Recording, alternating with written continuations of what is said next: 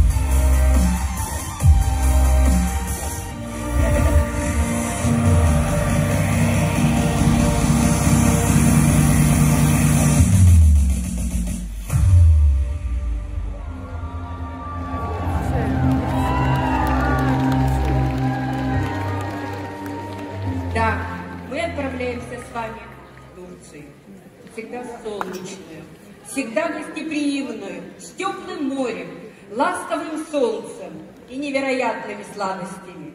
А сейчас тест на внимательность. Кто увидел фразу последнего локатора ролика? Я уже собиралась. И? Отлично, совершенно верно. Да, это мотивационная поездка в Фаберли. А что думаете это значит? Это для директоров. И это правильный ответ. Мы рады вам представить второе решение для роста. Мотивационная поездка для директоров Фаберли.